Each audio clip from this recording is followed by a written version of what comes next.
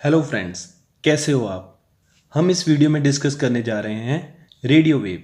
हम इस वीडियो में ये भी डिस्कस करेंगे कि कैसे रेडियो वेव की हेल्प से हम voice message, radio signal, TV signal को लोकली या फिर एक कंट्री से दूसरी कंट्री तक ट्रांसफ़र कर सकते हैं। फ्रेंड्स, रेडियो सिग्नल ट्रांसफ़र करने में हमारे एटमॉस्फेयर का बहुत बड़ा रोल है। जैसे कि आप जानते होंगे कि हमारा जो एटमॉस्फेयर है वो डिफरेंट लेयर्स में डिस्ट्रीब्यूट किया हुआ है। ऐसे ही एक लेयर जो हमारे अर्थ से 60 किलोमीटर से 300 किलोमीटर तक जाती है उसे आइनोस्फीयर कहा जाता है। अब हम देखते हैं आइनोस्फीयर बनता कैसे है। फ्रेंड्स, हमारा एटमॉस्फेयर डिफरेंट गैसेस से बना हुआ है और ये गैसेस एटम्स और मॉलिक्यूल्स से बनी होती हैं। इनिशियली ये atoms and molecule electrically neutral होते हैं। इलेक्ट्रिकली न्यूट्रल होने का मतलब जितना इनमें पॉजिटिव चार्ज उतना ही इनमें नेगेटिव चार्ज होता है। फ्रेंड्स, जब high energy solar radiation in atoms और मॉलिक्यूल के ऊपर फॉल करती है तो ये रेडिएशन इन न्यूट्रल एटम और मॉलिक्यूल को आयोनाइज करती है। आयोनाइज करने का मतलब ये किसी एटम और मॉलिक्यूल से इलेक्ट्रॉन को निकाल देती है और वो पॉजिटिवली चार्ज हो जाता है, और जो एटम या मॉलिक्यूल इस इलेक्ट्रॉन को गेन करता है वो नेगेटिवली चार्ज हो जाता है। सो फ्रेंड, इस तरह से ये आयनाइज मॉलिक्यूल की एक लेयर सी बन जाती है जिसे हम आइनोस्फीयर कहते हैं। ये लेयर फ्रेंड्स हमारे अर्थ को कवर कर लेती है और आगे हम देखेंगे कैसे इस आइनोस्फीयर की मदद से रेडियो सिग्नल को एक जगह से दूसरी जगह, यहाँ तक कि एक कंट्री से दूसरी कंट्री तक ट्रांसफ़र किया जा सकता है। फ्रेंड्स, अब हम बात करते हैं रेडियो वेव की। रेडियो वेव फ्रेंड्स ये एक इलेक्ट्रोमैग्नेटिक वेव होती है। इसकी फ्रीक्वेंसी 10⁵ से लेके 10⁹ हर्ट्ज तक होती है। ये जो 10⁵ और 10⁹ हर्ट्ज की फ्रीक्वेंसी है इसे हम 5 कैटेगरीज में फर्दर डिवाइड कर सकते हैं। सो सबसे पहली रेंज आती है एम्पलीट्यूड मॉड्यूलेटेड, उसके बाद आती है शॉर्ट वेव बैंड, उसके बाद आती है टेलीविज़न वेव, उसके बाद आती है फ्रीक्वेंसी मॉड्यूलेशन यानी कि एफएम।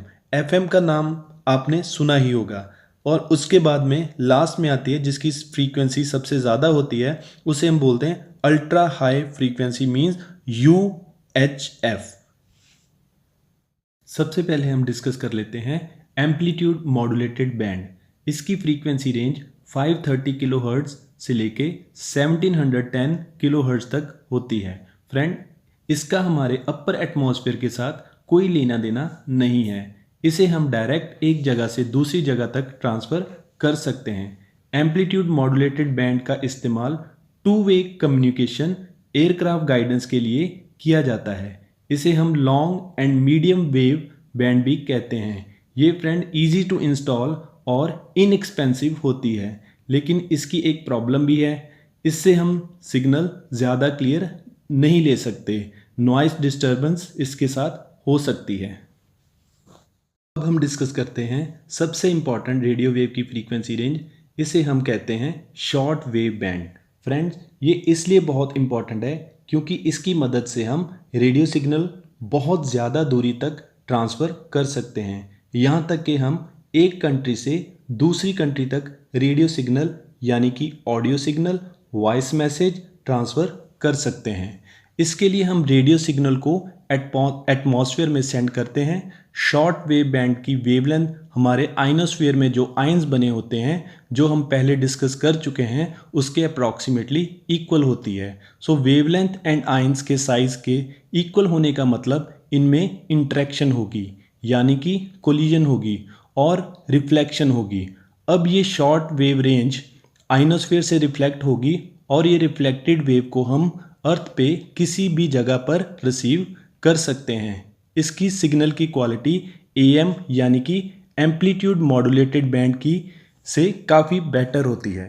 रेडियो वेव की सबसे ज़्यादा फ्रीक्वेंसी वाली बैंड रेंज को हम एफएम और यूएचएफ कहते हैं। फ्रेंड, एफएम और यूएचएफ की फ्रीक्वेंसी ज़्यादा होने के कारण ये आइनोस्फीयर से पेनिट्रेट कर जाती है, मतलब ये आइनोस्फीयर से रिफ्लेक्ट नहीं कर पाती। सो इसको रिफ्लेक्ट करवाने के लिए सैटेलाइट की ज़रूरत पड़ती है। फ्रेंड, एफएम और UHF की हेल्प से हम very fine quality of audio and video signal long distance तक ट्रांसफ़र कर सकते हैं। सो फ्रेंड्स, आई होप आपको रेडियो वेव की सारी फ्रीक्वेंसी रेंज, उसके यूजेस के बारे में अच्छे से पता लग गया होगा। So thank you for watching this video.